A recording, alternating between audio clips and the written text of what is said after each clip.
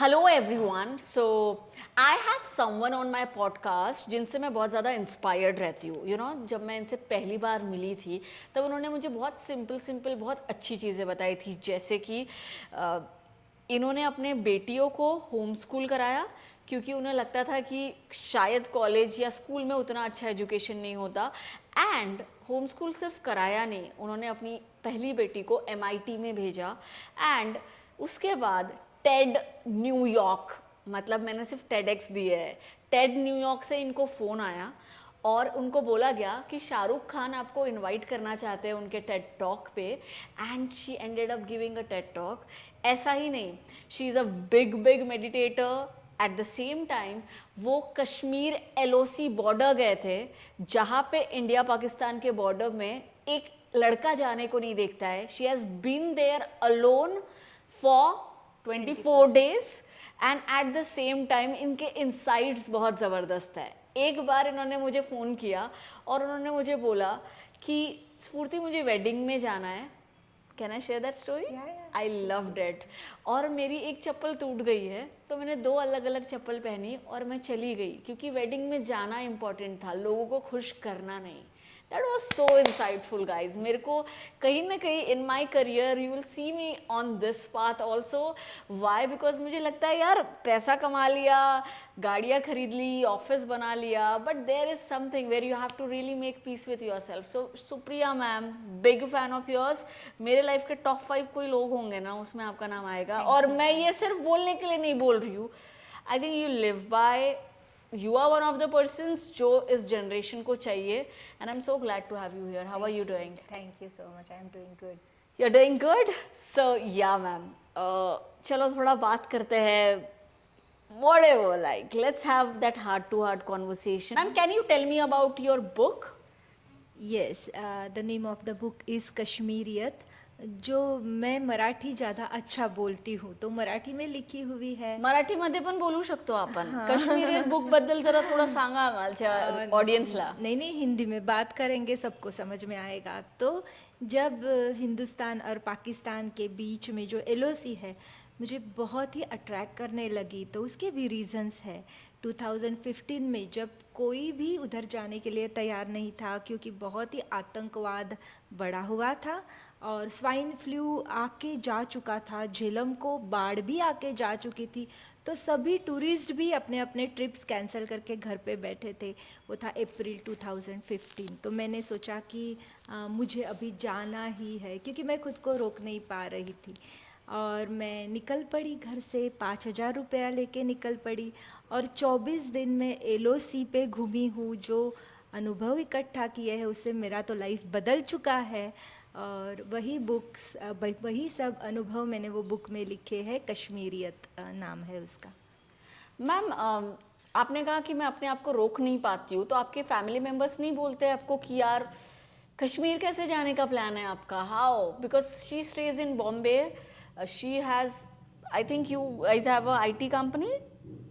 No no no, I am an IT engineer, लेकिन मैंने IT में कभी काम एंड व्हाट नहीं अबाउट योर किया। Husband? My husband is an IT engineer as well, so he is having his own company. He, and how, what's the staff strength of the company? No, he is having some 3-4 engineers, and they are now managing cloud computing. Oh wonderful. सो बोलते नहीं है husband या बेटिया कि आप कैसे कश्मीर जा रहे हैं अभी? हाँ बिल्कुल, मेरे हस्बैंड तो बिल्कुल खिलाफ थे, क्योंकि इतने सारे न्यूज़ आ रहे थे, पेपर में कॉन्स्टेंटली आ रहा था उसके बारे में, आतंकवाद के बारे में। लेकिन मुझे लगा कि मैं अगर वो करते करते कुछ हो जाए तो कोई फ़र्क नहीं पड़ेगा, लेकिन नहीं जाऊंगी उधर तो उम्र भर मुझे लगेगा कि अरे जो मुझे करना था मैं कर नहीं पाई। तो फिर भी मुझे जाना था, but my mom in law is my greatest supporter.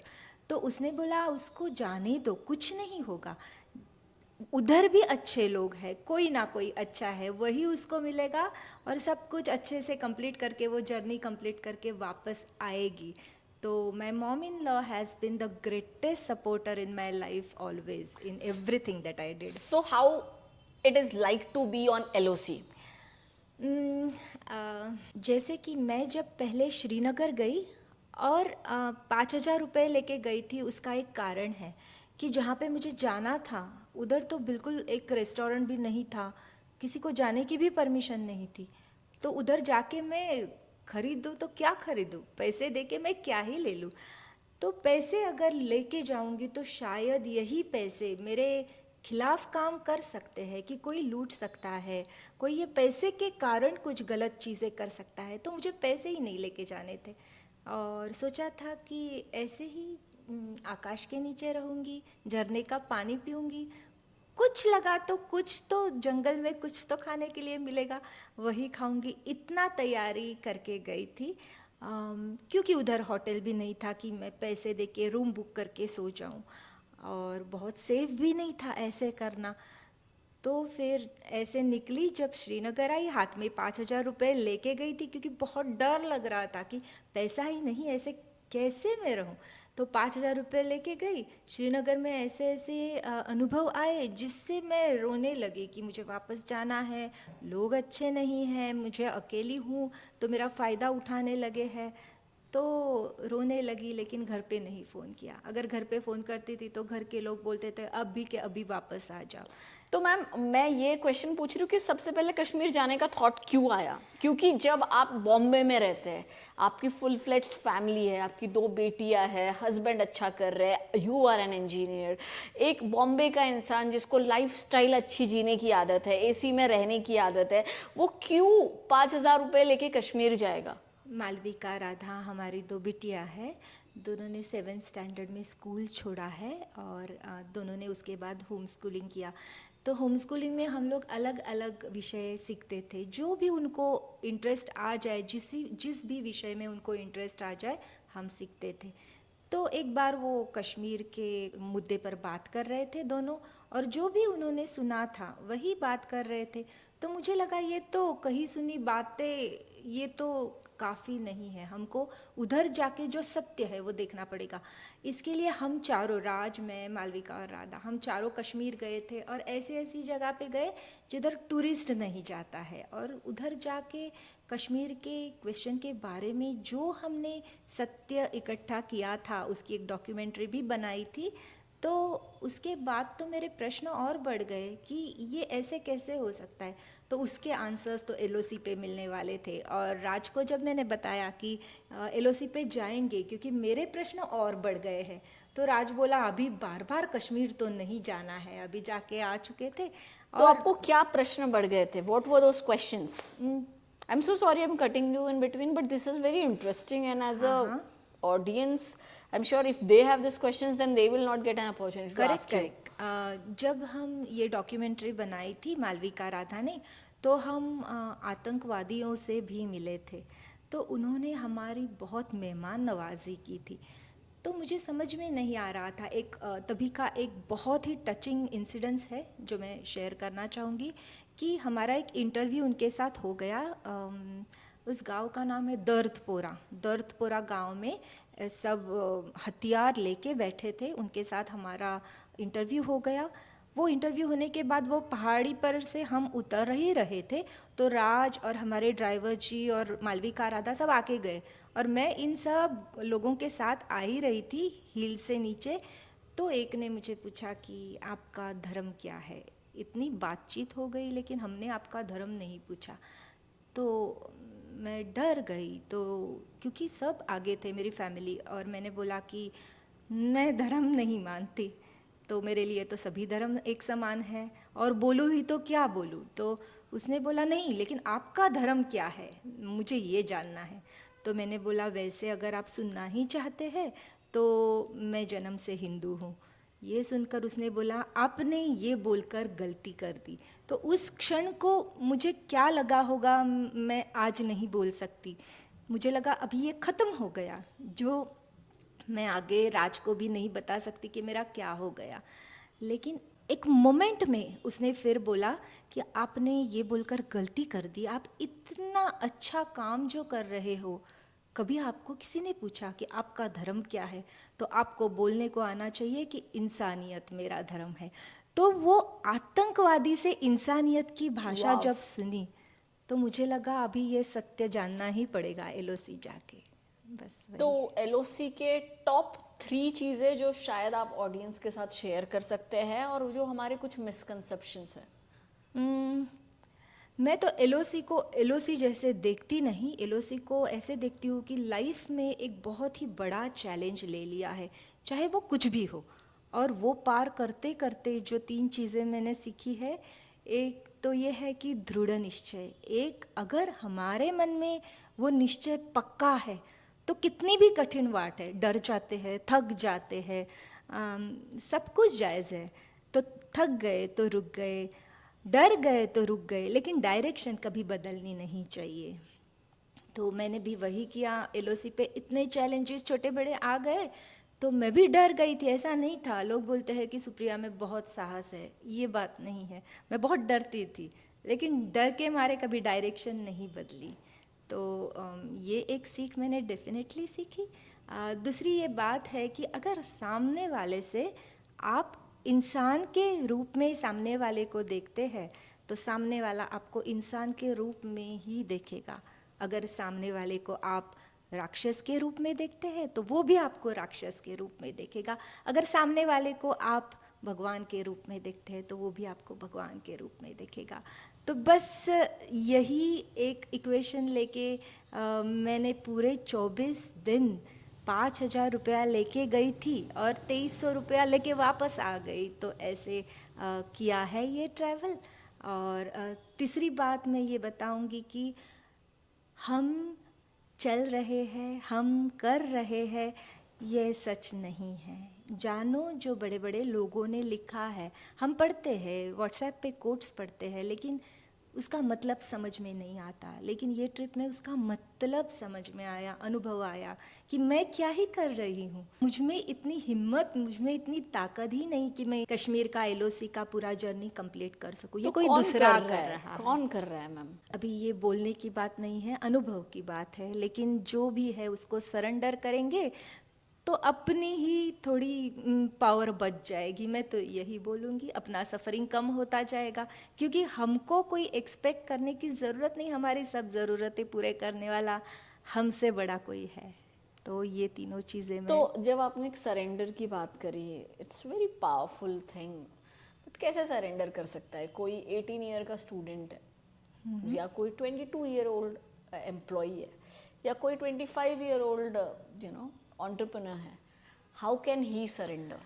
जैसे कि हर एक को अपने अपने जीवन में बहुत ही कठिनाइयाँ आती है। मैं तो ये नहीं बोलूँगी ये सब जानने के बाद, मैं तो बोलूँगी कि ये कठिनाइयाँ आती है और जाती है, लेकिन आती है तब इतना एंग्शियस होते हैं कि उसमें घुस के खुद ही अपने तरीके से उसको रिजॉल्व करने की कोशिश करते हैं। बिल्कुल करनी चाहिए, मैं ये नहीं बोल रही हूँ, लेकिन हम आउटकम से इतना अटैच्ड है, हमको पता ही नहीं कि आउटकम हमारे नसीब में पहले से लिखवा कर लाए हैं। तो अपना काम है करना। अपना काम ये नहीं है कि मुझे यही चाहिए, वो आउटकम पकड़ के रखना। मुझे यही सरेंडर लगता है। वंडरफुल। बट इस ज़माने में जहाँ पे इतना कंपटीशन है, इन्वेस्टर्स है, हम पोस्ट डालते हैं तो हमें लगता है कि हिट होनी चाहिए, हमें लगता है कि बच्चे एग्ज़ाम्स देते हैं तो उनको लगता है कि आईआईटी क्रैक होना चाहिए। तो इज़न्ट इट आउटकम ओरिएंटेड, और शेल वी सरेंडर कि भाई मैंने अपना बेस्ट दे दिया है, अब इसके आगे जो भी होगा वो लक है? आईआईटी के एक बार आईआईटी के बच्चे मेरे पास काउंसलिंग के लिए आए थे। तो उन्होंने पूछा था कि आईआईटी में नंबर लगना तो इतनी इतनी रेयर बात है, तो हम क्यों ही करें, इतनी मेहनत क्यों ही करें। तो मैंने उनको एक बार बताया था आईआईटी में एडमिशन होगी या नहीं होगा, लेकिन लाइफ तो चलता रहेगा। लेकिन आईआईटी की तैयारी करते वक्त जो हार्डवर्क या जो मेहनत या फोकस या अदर वैल्यूज़ जो हम इकट्ठा कर रहे हैं, वो तो लाइफ लॉन्ग अपने साथ चलने वाले हैं। Nice answer.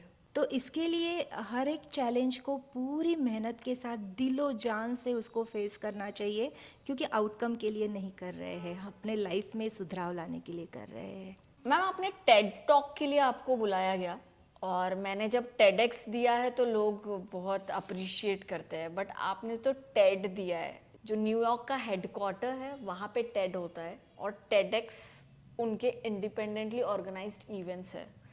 तो टेड में आपको क्यों बुलाया गया था? एंड आपको बुलाया गया, आपको फ़ोन किया किसी ने, आपने बोला नहीं हो सकता, मैं नहीं आ सकती, तो फिर आपको फिर से फ़ोन आया।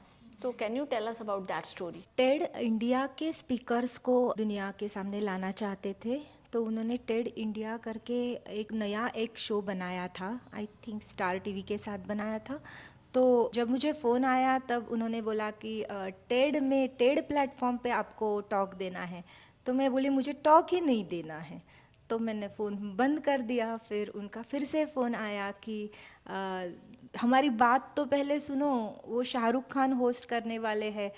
तो मैंने उस मोमेंट को बस ऐसे ही सोचा कि अच्छा है, जब मैं बूढ़ी हो जाऊंगी तो अपना ही शो चालू करूंगी, सोचूंगी हाँ इसके साथ मैंने शो किया था। तो मैंने बस उसी धुन में मैंने बोला हाँ शाहरुख खान है तो मैं करूंगी बिल्कुल।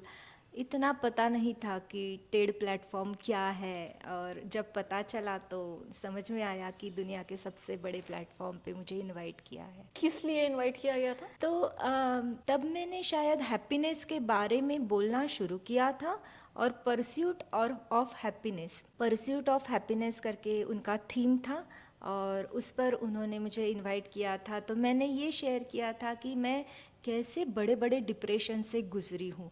मुझे लगता है कि शायद बहुत ही कम लोगों के सामने ओपनली तब ये विषय पर बात किए थे कि मैं भी डिप्रेशन से गुजरा हूँ या गुजरी हूँ। तो मैंने कैसे बहुत ही अनहैप्पी लाइफ से शुरुआत करके अभी हैप्पीनेस मेरे अंदर ही है, ये अनुभव लिया है, वो मैंने शेयर किया है इसमें। What is happiness, ma'am? Happiness is knowing that something that you are searching for is not outside, something that you are searching for is just inside you. You call it as happiness, या चैतन्य बोलो, या आत्मा बोलो, या ब्रह्म बोलो, पर ब्रह्म बोलो, वो हमारे अंदर ही है। मालविका राज जोशी अगर मैं गूगल करती हूँ तो वो दुनिया की एक ऐसी लड़की है जिसने 10th नहीं दिया, 12th नहीं दिया, and she got admission in MIT in USA। आप उनकी मम्मी हैं। Can you tell us about home schooling and what has happened and why did you choose to homeschool her? Home schooling का तो वैसे ये dictionary word है नहीं, तो हर एक जन अपने अपने हिसाब से उसका मतलब निकालता है। लेकिन वैसे अगर देखा जाए तो होम स्कूलिंग मतलब स्कूल में नहीं जाना और घर पे ही पढ़ना, ये सिंपल हो गया। तो घर पे क्या पढ़ेंगे, अलग अलग विचारों के लोग हैं। घर पे बैठ के स्कूल का करिकुलम कोई पढ़ता है, कोई घर पे बैठ के खुद को जो अच्छा लगता है वो पढ़ता है, कोई बस छोड़ देता है बच्चों को कि जैसे चाहिए जियो ज़िंदगी।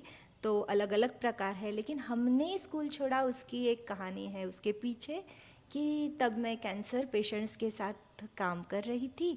और एक इंसिडेंस बताऊँ तो जब हम ट्रैवल के लिए गए थे तो एक छोटे बच्चे को, जिसका नाम हम अभी पार्थ रखते हैं, तो उसको मैं एक पोएम दे के गई थी, कोशिश करने वालों की हार नहीं होती। तो ये उसको बाय हार्ट करने के लिए दे के गई थी होमवर्क। और जब मैं वापस आई तो मैंने फ़ोन करके मेरे स्टाफ से जब मैं रिव्यू ले रही थी तो मैंने पूछा कि पार्थ की पोएम हो गई? तो बोलती है पार्थ इज़ नो मोर। तो मुझे बहुत धक्का हो गया कि 3 दिन पहले मैंने जिसको पोएम दिया है, 3 दिन के बाद वो बच्चा नहीं है। तो तब मैंने सोचा कि ऐसी कौन सी चीज़ है जो मैं उसको सिखाना भूल गई।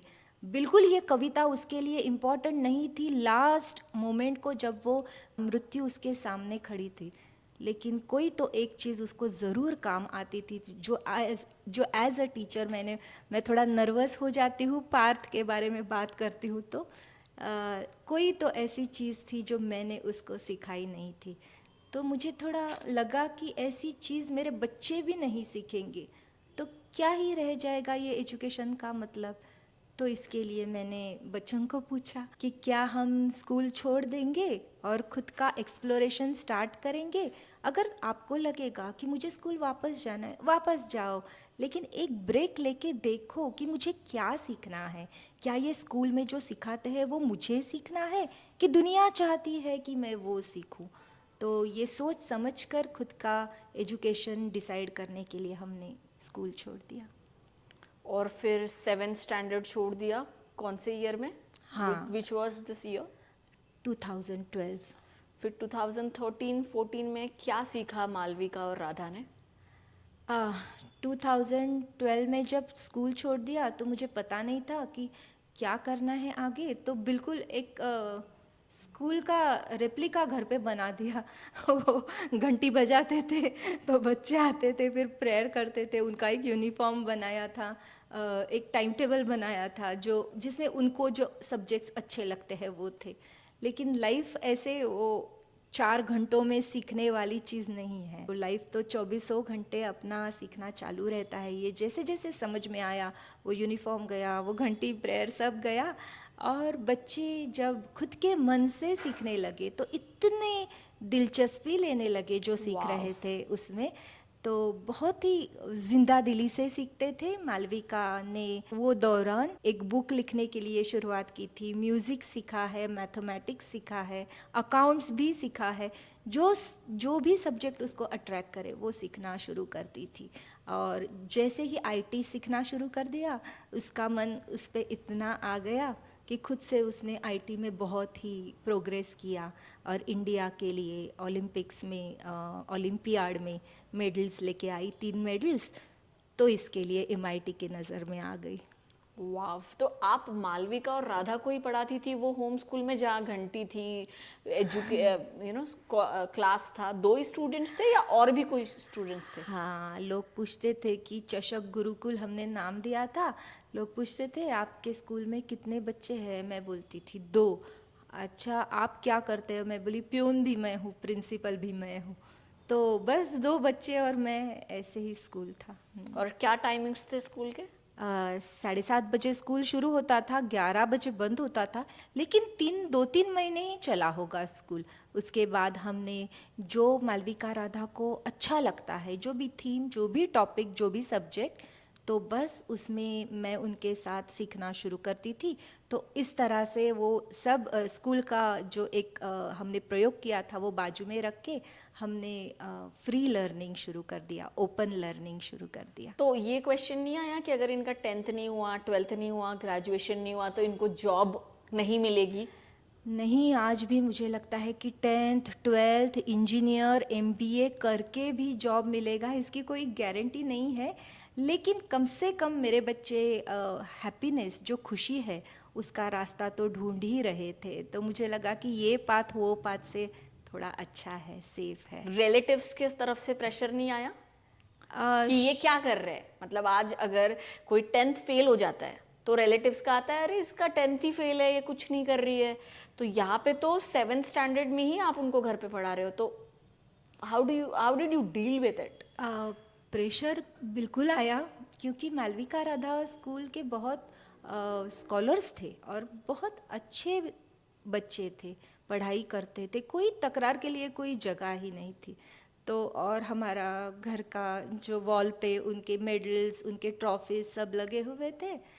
तो लोग सोचते थे कि बिगड़ा ही क्या है, ये डायरेक्शन बदलने के लिए रीज़न ही क्या है। चलो, बच्चा पढ़ता नहीं है तो स्कूल से निकाल दिया, लेकिन बच्चा तो पूरी तरह से अच्छा ही कर रहा है, तो उसको निकालना क्यों है। तो लेकिन मेरी जो मम्मी ही है, वो अभी मेरी मम्मी नहीं रही इस दुनिया में, लेकिन मेरी जो सास है वो मेरी मम्मी से बढ़कर उसने सपोर्ट किया है। तो उसने एक बात बोली, और मेरे हस्बैंड को ये बात बोली कि आज तक तो सब बोल रहे थे कि Supriya is a good mother, वो बहुत अच्छी माँ है, और बस उसने एक डिसीजन क्या ले लिया, सब उसके खिलाफ हो गए। तो ये भी हो सकता है कि हम नहीं समझ रहे हैं कि वो क्या करने जा रही है।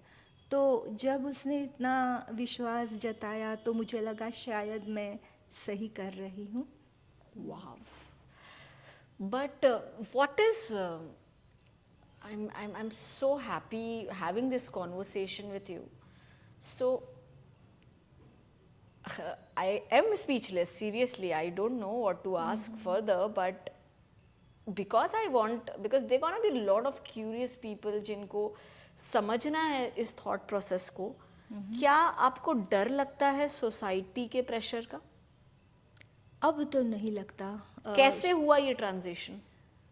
पहले कभी तो लगता होगा। हाँ, लगता था, क्योंकि मालविका राधा ने जब स्कूल छोड़ा तो लोगों का डर नहीं लगता था, लेकिन उन्होंने इतना विश्वास रखा था। जैसे छोटा सा बच्चा जब हम जन्म देते हैं और अगर माँ उसको दूध पिला रही है अपना, तो वो डरी हुई रहती है कि क्या मैं सही तरह से दूध पिला पा रही हूँ, क्योंकि पूरी तरह से बच्चा मेरे ऊपर डिपेंडेंट है। तो वही एकदम वही टेंशन था कि बच्चे पूरे मेरे ऊपर डिपेंडेंट है और मुझे उनको आगे लेके जाना है, तो मैंने गलती की तो फिर गलती हो जाएगी। तो वो टेंशन बिल्कुल था। लेकिन मुझे थोड़े दिन के बाद राधा ने एक बड़ी बात बोली। राधा ने बोला, तू हमारे टीचर होने की तू हमारे टीचर बनने की कोशिश मत कर, टीचर बहुत मिलेंगे हमको लेकिन माँ एक ही है। तो तब भी वो बहुत बड़ा लेसन था मेरे लिए। मैंने उनको हाथ पकड़ के खींचना बंद कर दिया और मुझे लगा कि अपने अपने टीचर्स वो ढूंढ ही लेंगे।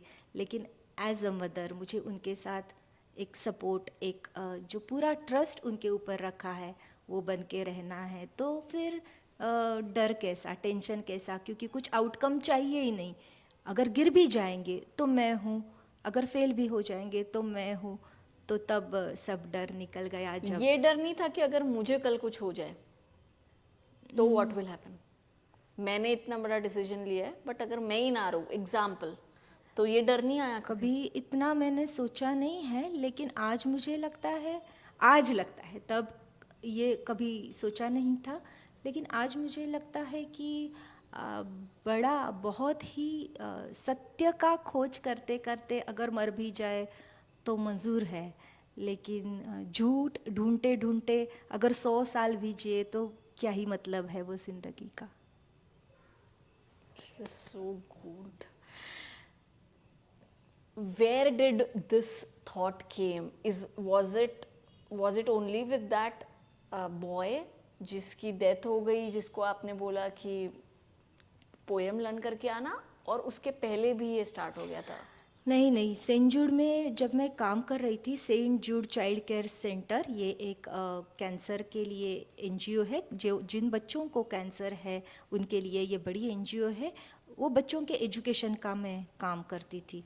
तो ऐसे कितने ही किस्से हैं जो मुझे सोचने के लिए मजबूर कर रहे थे। मैं वहाँ पे जो काम कर रही थी उसका बड़ा गौरव हो रहा था। लेकिन मैं मन ही मन में सोचती रही थी कि क्या मैं उनको सही सिखा रही हूँ? जो बच्चे कीमोथेरेपी के बाद मेरे स्कूल में आके बैठते हैं, मुझे उनको उस क्षण में क्या सिखाना चाहिए? क्यों मैं ये बुक से पढ़ाती हूँ और क्यों मेरे लिए ये नहीं प्रेरणा है कि मैं इनके लिए एक नया करिकुलम शुरू करूँ? तो ये सब प्रश्नों के आंसर्स मुझे मिलते गए, जैसे एक एक बच्चे की कहानी बढ़ती गई। और मैंने बहुत बच्चों को दुनिया छोड़ के जाते हुए देखा है उनके अंतिम क्षण में। तो बस ऐसे बहुत किस्से हैं जो मुझे सोचने के लिए मजबूर किए हैं, और बस वही है। So before a person dies, उसको क्या पता चल जाना चाहिए लाइफ के बारे में? कि ये पूरी ज़िंदगी जो मैं जिया हूँ वो तो एक स्टोरी जैसी थी। सत्य तो जब मैं इस दुनिया में आया था वो क्षण को था, और इस दुनिया से जा रहा हूँ वो क्षण को है। तो वो क्षण को मैं सत्य पहचानूँ और जो भी आज तक हुआ है वो मोह माया है ये जानूँ, तो उसके आगे का जो सफ़रिंग है वो मिट सकता है। Do you believe in next life? I would not say anything about it, क्योंकि ये थ्योरी नहीं है, कोई अनुभव है। अगर मैं बताऊं कि ये मिठाई कितनी स्वीट है, लेकिन जब तक आप खाओगे नहीं आप नहीं जानोगे। तो इस विषय में मैं कुछ बात नहीं करना चाहती। वाव। विपशना, आपने एक्सपीरियंस करी है। I have also been to Vipassana. What do you have to say about it? Vipassana करने के मैं लायक नहीं थी जब मैंने पहले विपश्यना की थी। मैं ये बताना चाहती हूँ कि मैं जब छोटी थी मैं बहुत ही उतपटांग लड़की रही हूँ। बहुत ही मैंने गलतियाँ की है, बहुत पाप किए हैं जैसी जैसी बड़ी हुई हूँ। तो उसी धारणा से जब मैंने विपश्यना का पहला कोर्स किया था तो बिल्कुल मैं उसके लिए काबिल थी ही नहीं कि मैं विपश्यना करूं। कितने कोर्सेज किए मैम आपने अभी तक? 3 और 2 सेवा की है। Wow. 5 Vipassanas. You know guys, Vipassana में क्या होता है? You have to be there for 10 days. हाँ हाँ। You are not allowed to speak to anyone. You cannot speak, you have to meditate, but it is the ultimate experience. I like it.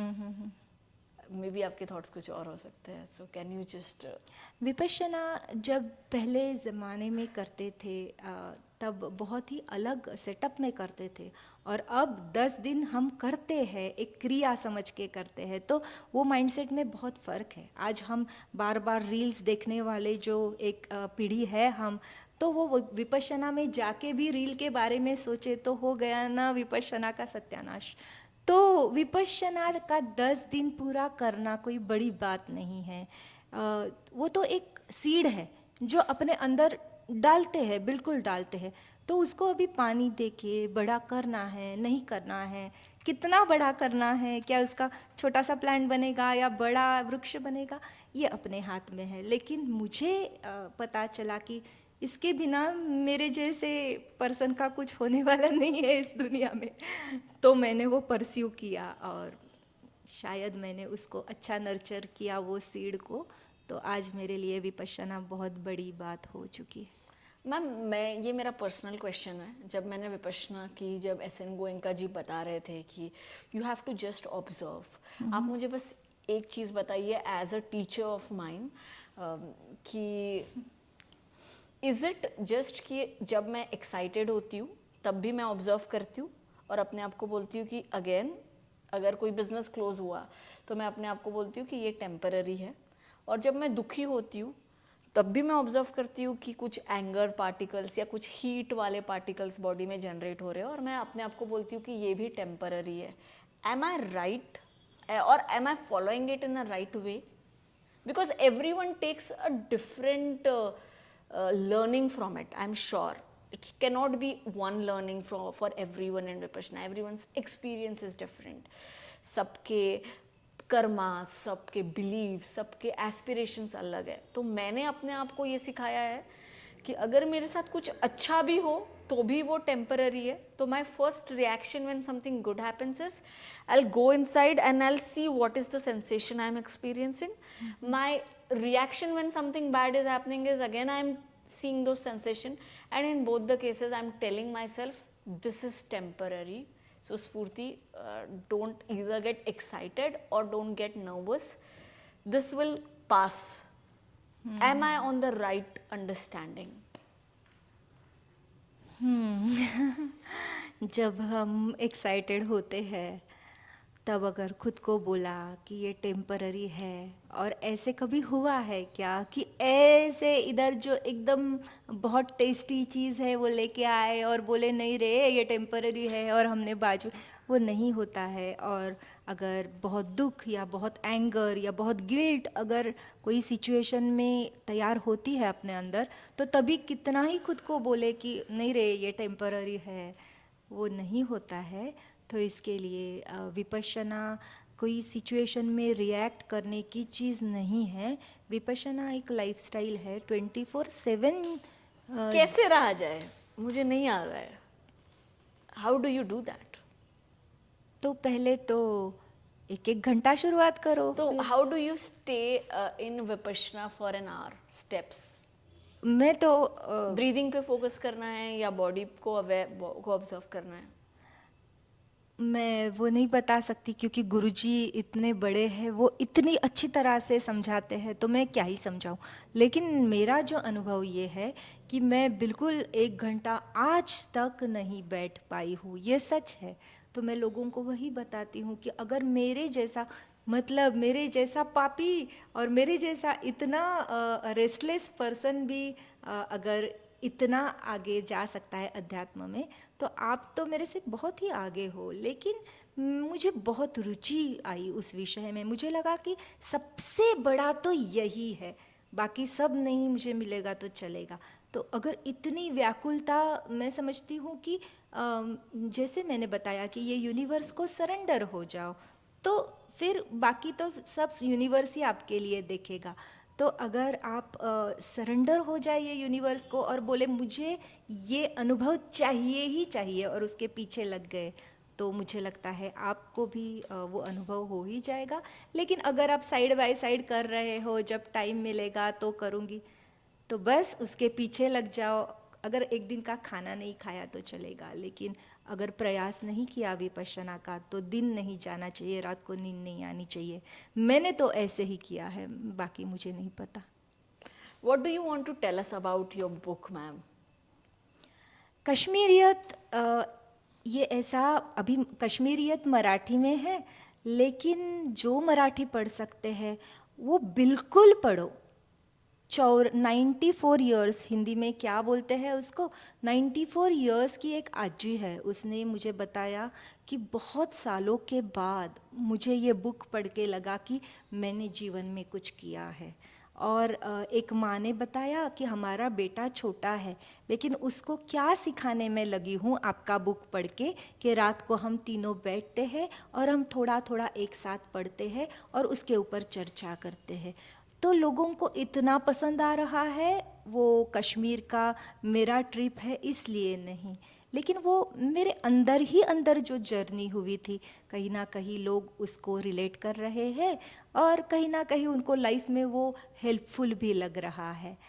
तो मुझे लगता है ज़रूर पढ़ना चाहिए कश्मीरियत।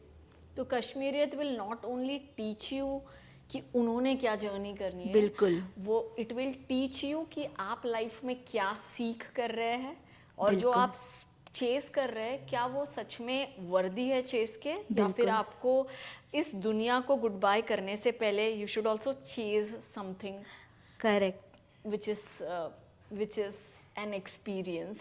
Supriya and Kashmir and Supriya की जर्नी, ये तो बस सिंबल्स है। आप आपके लाइफ में कश्मीरियत का रिलेशन बिल्कुल देखेंगे वो बुक पढ़ के। मैम जब हम मिले थे तब आपने मुझे बताया था कि मालविका एमआईटी में जब सिलेक्ट हुई थी तो उसके पहले एक ओलंपियाड का वो एग्ज़ाम दे रही थी, और उस एग्ज़ाम में सारे स्टूडेंट्स को बताया गया था कि इजी इजी पहले सॉल्व करो, टफ के तरफ मत जाओ। ये हमारे एजुकेशन पैटर्न में इंस्ट्रक्शन होती है कि आपको जब एक एंट्रेंस एग्जाम देना है तो फटाफट इजी सॉल्व कर लो, टफ तो बाद में करेंगे। बट मालविका को स्कूल में तो ये पढ़ाया ही नहीं, क्योंकि आप उनकी टीचर थी, तो आपने तो यही सिखाया है कि फेस करो प्रॉब्लम को।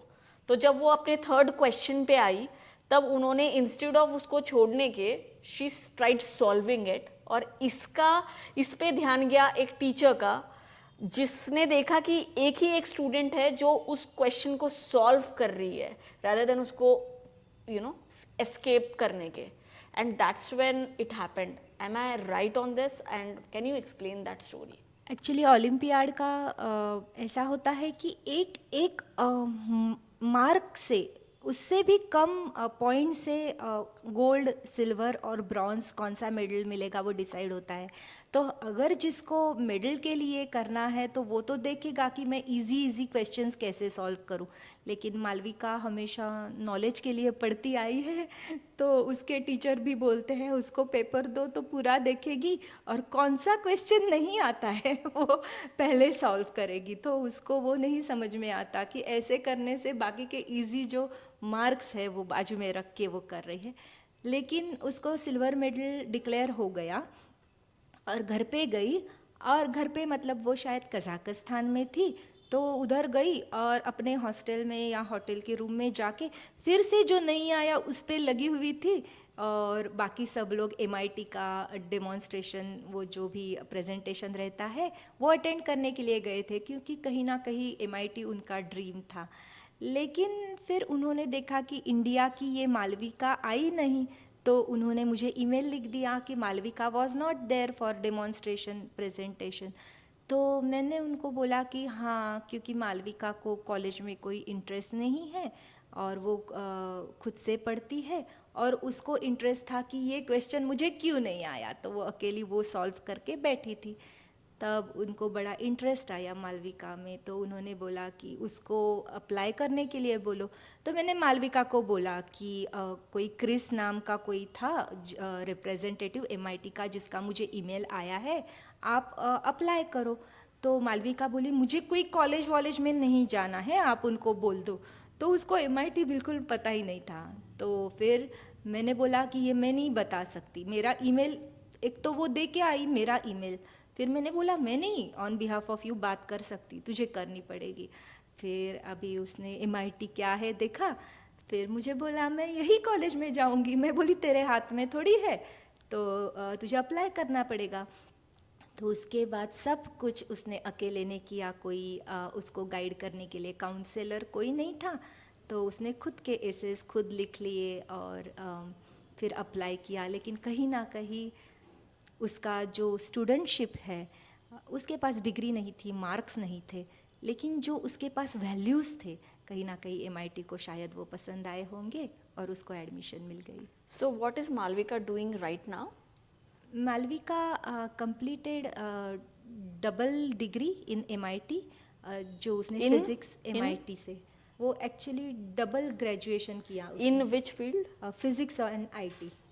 तो डबल डिग्री लेके फिर मास्टर्स करके फिर अभी वो बर्कली में पीएचडी कर रही है, क्वांटम फिजिक्स, क्वांटम कंप्यूटिंग में कर रही है। Wow, wonderful.